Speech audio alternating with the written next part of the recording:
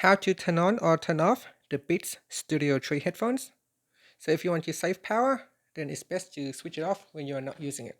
Now on the side here, there is a power button. All you have to do is press and hold onto it. Now you can see it's on at the moment because of the light over here and over here.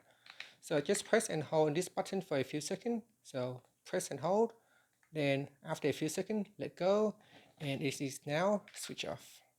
To turn it back on, just press and hold on the button again. So press and hold, 1, 2, 3, and then let go. And it is now turned back on. And that's pretty much it. Just press and hold on the button to turn it on or off. Just hold it for a few seconds and then let go of the button to switch it off. And that's it. So straightforward. If you're not using it, just switch it off to save power. Thank you for watching this video. Please like and subscribe to my channel for more videos.